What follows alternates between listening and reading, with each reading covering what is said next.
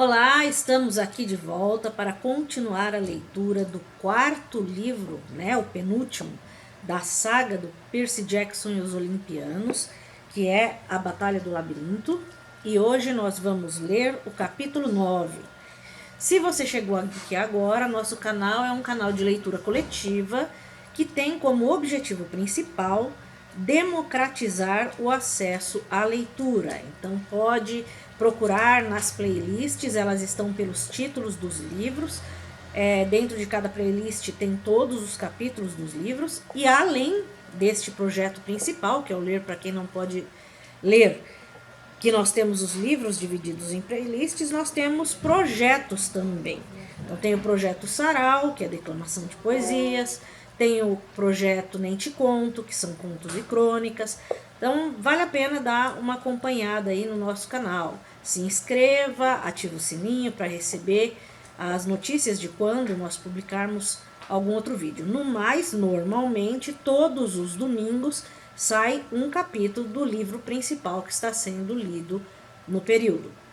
E como eu disse no começo, hoje nós estamos lendo a saga do Percy Jackson e os Olimpianos. E eu vou ler o capítulo 9, intitulado Eu Removo Estrume.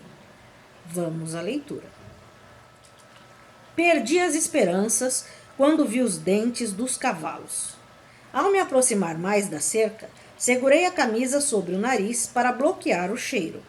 Um garanhão atravessou com dificuldade a imundície e relinchou com fúria para mim, arreganhando os dentes pontudos como os de um urso. Tentei conversar mentalmente com ele. Consigo fazer isso com a maioria dos cavalos. Oi, eu lhe disse. Vou limpar seus estábulos. Não vai ser ótimo? Sim, disse o cavalo. Entre. Vamos comer você, um saboroso meio-sangue. Mas eu sou filho de Poseidon, protestei. Ele criou os cavalos. Em geral, isso me garante tratamento VIP no mundo equestre, mas não daquela vez. Certo, concordou o cavalo com entusiasmo. Que venha Poseidon também, vamos comer os dois, frutos do mar. Frutos do mar, fizeram coro os outros cavalos enquanto chapinavam pelo campo. Moscas zumbiam por toda parte, e o calor do dia em nada melhorava o cheiro. Eu pensei que poderia realizar a tarefa, porque me lembrava de como Hércules fizera. Ele havia canalizado um rio para os estábulos e os limpado assim. Achei que talvez eu pudesse controlar a água, mas se eu não conseguia me aproximar dos cavalos sem ser devorado, tinha um problema. E o rio ficava mais abaixo na colina, muito mais longe do que eu imaginara, quase a 1 quilômetro. O problema do estrume parecia muito maior de perto. Peguei uma pá enferrujada e, para testar, lancei um punhado para fora da linha da cerca. Ótimo, só faltava 4 bilhões de pasadas. O sol já estava começando a descer. Eu tinha poucas horas, no máximo. Concluí que o rio era minha única esperança. Pelo menos seria mais fácil pensar na margem do rio do que ali, e parti colina abaixo. Quando cheguei lá, encontrei uma garota à minha espera. Vestia jeans e camiseta verde, e seus longos cabelos castanhos estavam trançados com o capim do rio. Tinha uma expressão severa, e os braços estavam cruzados. Ah, não, você não, disse ela. Eu a fitei. Você é uma náiade? Ela revirou os olhos. É claro, mas você fala minha língua e está fora d'água. Ora, não acha que podemos agir como humanos se quisermos? Eu nunca pensara nisso. Senti-me meio estúpido, porém, pois vira muitas náiades no acampamento e elas nunca faziam muito mais do que dar risadas e acenar para mim do fundo do lago de canoagem. Olhe, eu disse, eu só vim perguntar. Eu sei quem você é, disse ela. Eu sei o que você quer. A resposta é não. Não vou deixar meu rio ser usado novamente para limpar aqueles estábulos imundos. Mas... me poupe, garoto do mar. Vocês, deuses do oceano, pensam sempre que são muito mais importantes do que um riozinho, não é? Bem, deixe-me dizer então que esta náiade aqui não vai se intimidar só porque o seu papaizinho é Poseidon. Isso aqui é território de água doce, senhor. O último cara que me pediu esse favor, ele era muito mais bonito que você. Me convenceu. E aquele foi o pior erro de toda a minha vida. Você tem alguma ideia do que todo aquele adubo de cavalo causa no meu ecossistema? Por acaso eu lhe pareço uma estação de tratamento de esgoto? Meus peixes morrerão. Eu nunca vou conseguir tirar o estrume das minhas plantas. Vou ficar doente por anos. Não, obrigada. Seu modo de falar me fez lembrar minha amiga mortal, Rachel Elizabeth Daly, quase como se ela estivesse me socando com as palavras. Eu não podia culpar a Naiad. Agora que eu pensava no assunto, ficaria com muita raiva se alguém jogasse 2 milhões de quilos de estrume em minha casa. No entanto, meus amigos estão em perigo, disse a ela. Bem, é uma pena, mas não é problema meu. Você não vai arruinar o meu rio. Ela parecia pronta para uma luta. Os punhos estavam cerrados, mas pensei ter ouvido um leve tremor em sua voz. De repente percebi que, apesar da atitude furiosa, ela sentia medo de mim. Provavelmente pensava que eu lutaria contra ela pelo controle do rio e temia perder. Esse pensamento me deixou triste. Senti-me um valentão, um filho de Poseidon fazendo valer sua vontade pelo uso da força. Sentei-me em um toco de árvore. Ok, você venceu. A Naiad parecia surpresa. De verdade? Não vou lutar contra você. É seu rio. Ela relaxou os ombros. Ótimo, quer dizer, ótimo para você. Mas meus amigos e eu seremos vendidos para os titãs se eu não limpar aqueles estábulos até o pôr do sol. E eu não sei como. O rio gorgorejava correnteza abaixo alegremente. Uma cobra que deslizava pela água afundou a cabeça. Por fim, a Náiade suspirou. Vou lhe contar um segredo, filho do deus do mar. Pegue um pouco de terra. O quê? Você me ouviu. Abaixei-me e peguei um punhado de terra do Texas. Era seca, escura e pontilhada de pedaços minúsculos de pedra branca. Não, era outro material, não era pedra. São conchas, disse a Náiade. Conchas petrificadas. Há milhões de anos, antes até do tempo dos deuses, quando apenas Gaia e Urano reinavam, esta terra ficava debaixo da água, fazia parte do mar. De repente, vi o que ela queria dizer. Havia pequenos pedaços de antigos ouriços do mar e de conchas de moluscos em minha mão. Mesmo as pedras de calcário tinham impressões de conchas do mar gravadas nelas. Ok, eu disse. Para que isso serve? Você não é muito diferente de mim, semideus. Mesmo quando estou fora da água, a água está dentro de mim. É a fonte da minha vida. Ela recuou, pôs os pés no rio e sorriu. Espero que encontre uma forma de resgatar seus amigos.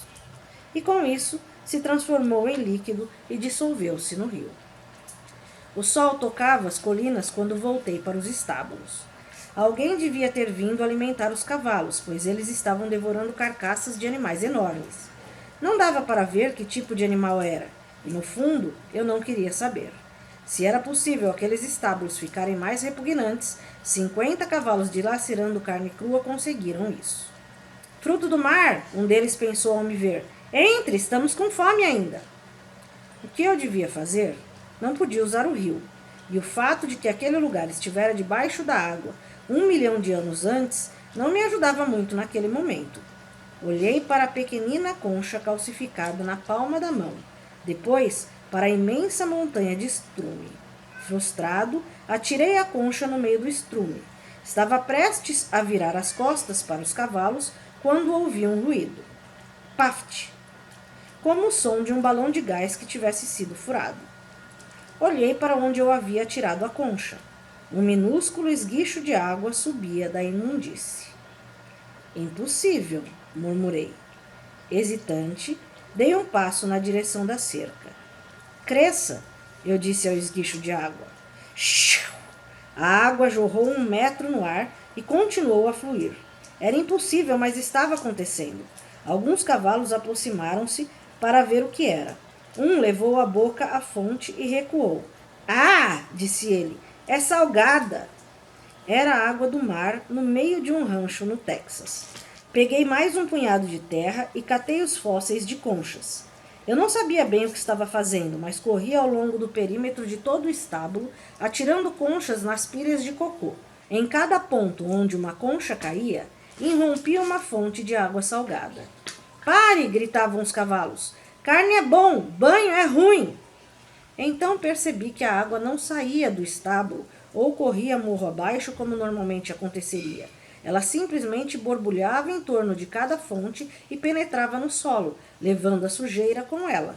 O estrume de cavalo se dissolvia na água salgada, deixando apenas terra comum molhada. Mais! Gritei. A sensação era de algo repuxando no interior do meu abdômen. E as fontes de água explodiram, como o maior lava-jato do mundo. A água salgada jorrou mais de 5 metros no ar. Os cavalos enlouqueceram, correndo de um lado para o outro, à medida que os geysers os borrifavam por todos os lados. Montanhas de cocô começaram a se dissolver como gelo. O repuxo na barriga tornou-se mais intenso, até mesmo doloroso, mas havia algo de divertido em ver toda aquela água salgada. Eu fizera aquilo, eu trouxera o oceano para aquela encosta do mundo. Pare, senhor! Gritou um cavalo. Pare, por favor! Agora a água manava de toda parte.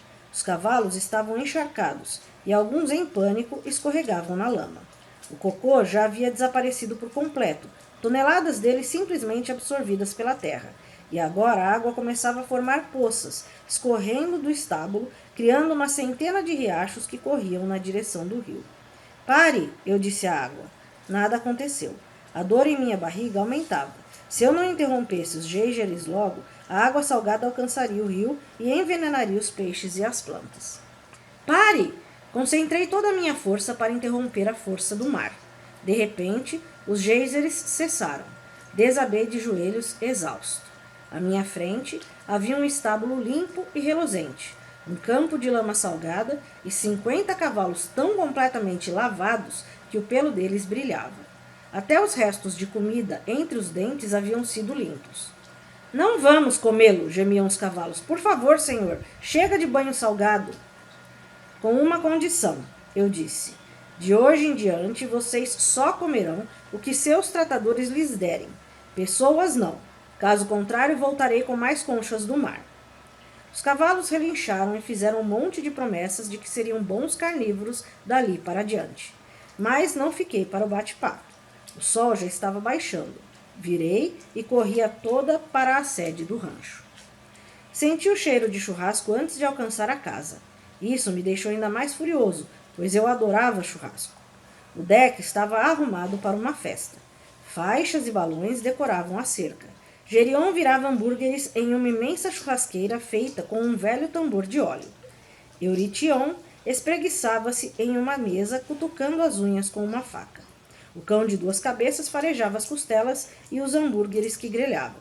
E então eu vi meus amigos, Tyson, Grover, Annabeth e Nico, todos amontoados em um canto como animais de um rodeio, com tornozelos e punhos amarrados e amordaçados. Solte-os! Gritei, ainda sem fôlego por causa da corrida. Eu limpei os estábulos. Gerion virou-se. Usava um avental em cada tórax, uma palavra em cada um deles, de modo que se podia ler nos 3 juntos, beige ou cozinheiro. Você limpou? Agora? Como conseguiu? Apesar de bastante impaciente, contei a ele. Ele assentiu admirado. Muito engenhoso. Teria sido ainda melhor se você tivesse envenenado aquela náiade irritante, mas não tem importância. Solte, meus amigos, eu disse, fizemos um acordo. Estive pensando no assunto. O problema é que, se eu os libertar, não recebo dinheiro. Você prometeu. Gerion negou com... Mas você me fez jurar pelo rio Estige? Não, não fez. Então não vale. Ao conduzir um negócio, filhinho, deve-se sempre exigir um juramento. Puxei minha espada. Ortro rosnou. Uma cabeça aproximou-se da orelha de Grover e arreganhou os dentes. Eurition, disse Gerion. Esse garoto está começando a me aborrecer. Mate-o. Eurition olhou para mim. Não me agradavam minhas chances contra ele e aquele imenso porrete. Mate-o você mesmo, replicou Eurition. Gerion ergueu as sobrancelhas. Como? Você me ouviu, grunhiu Eurition. Você fica me mandando fazer seu trabalho sujo? Provoca briga sem motivo e eu estou cansado de morrer por você. Quer lutar contra o garoto? Lute você mesmo. Era a frase menos típica de Ares que eu já ouvira um filho de Ares dizer. Gerion largou sua espada. Você ousa me desafiar? Eu devia demiti-lo agora mesmo. E quem cuidaria do seu gado? Ortro, junto. O cão imediatamente parou de rosnar para Grover e foi se sentar junto aos pés do vaqueiro. Está bem, grunhiu Gerion. Cuidarei de você depois, quando o garoto estiver morto. Ele pegou 2 facas de trinchar e as atirou em mim. Desviei uma com a minha espada. A outra fincou-se na mesa a 1 centímetro da mão de Eurition. Parti para o ataque. Gerion aparou meu primeiro golpe com um pegador de metal incandescente e investiu contra meu rosto com um garfo de churrasco. Adiantei-me à sua arremetida seguinte e atravessei seu tórax ao meio. Ai! Ele caiu de joelhos. Esperei que ele se desintegrasse como costuma acontecer com os monstros, mas ele apenas fez uma careta e começou a se levantar. O ferimento em seu avental de chefe começou a cicatrizar. Bela tentativa, filhinho, disse ele. O negócio é que tenho 3 corações. O sistema perfeito de backup. Ele tropeçou na churrasqueira e espalhou carvão para todo lado. Um caiu perto do rosto de Annabeth, que deixou escapar um grito abafado. Tyson lutava para se soltar das cordas, mas nem mesmo sua força era suficiente para rompê-las. Eu precisava pôr fim àquela luta antes que meus amigos se machucassem. Espetei Gerion no tórax esquerdo, mas ele apenas riu. Acertei o estômago direito. Nada. Pela reação dele, daria na mesma que espetar a espada em um ursinho de pelúcia. 3 corações. O sistema perfeito de backup. Furar um de cada vez não adiantava. Corri para dentro de casa.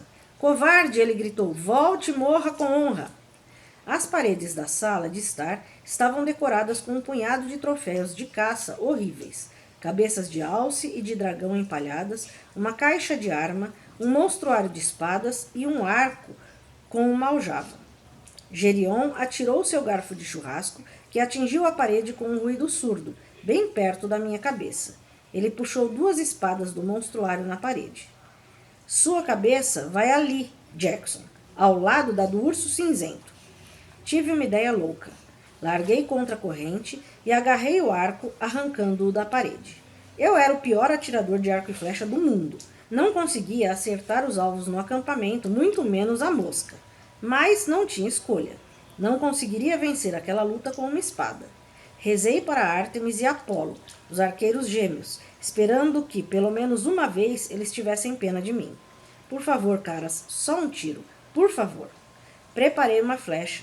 Gerion riu. Seu tolo, uma flecha não é melhor que uma espada. Ele ergueu a espada e atacou. Mergulhei de lado e, antes que ele pudesse se virar, disparei uma flecha na lateral de seu tórax direito. Houve tump, tump, tump, à medida que a flecha atravessava cada um de seus 3 tórax. Saiu do lado esquerdo, cravando na testa do urso cinzento.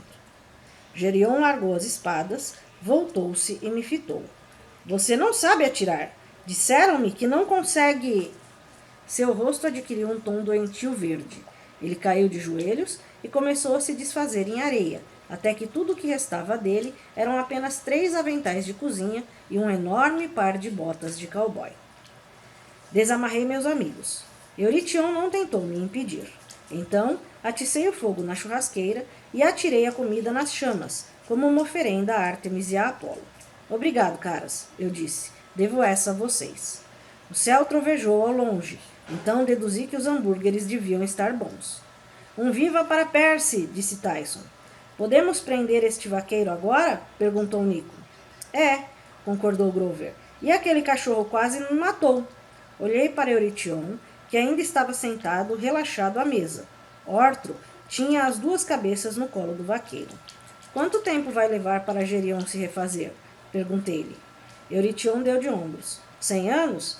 Ele não é daqueles que se refazem rapidamente, graças aos deuses. Você me fez um favor.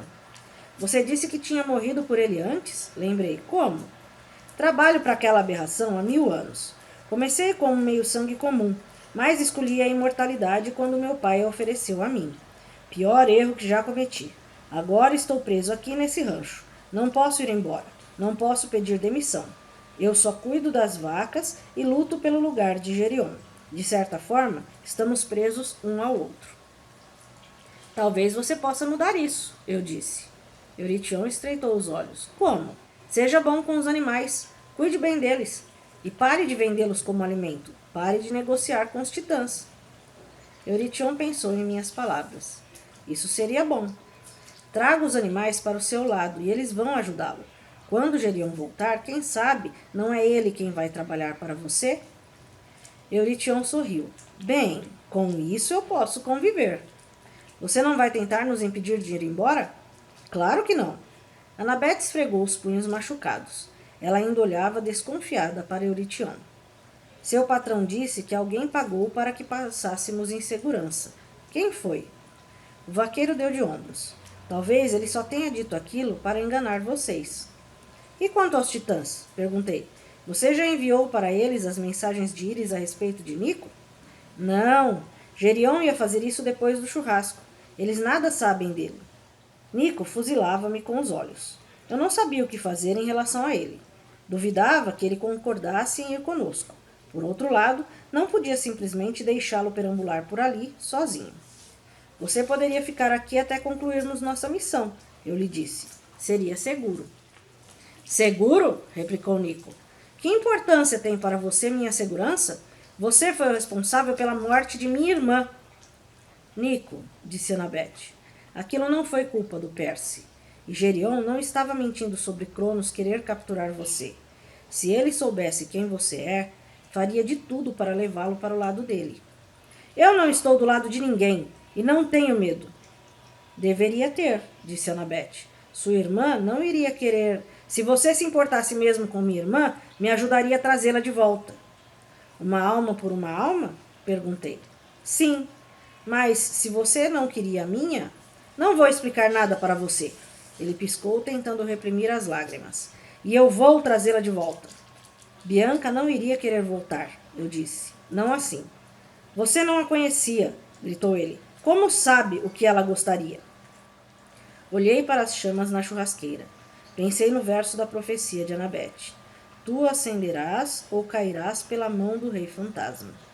Este só podia ser Minos, e eu precisava convencer Nico a não dar ouvidos a ele. Vamos perguntar a Bianca. O céu pareceu escurecer de repente. Eu tentei, respondeu Nico infeliz. Ela não responde. Tente de novo. Tenho a sensação de que ela vai responder comigo aqui. Por que ela faria isso?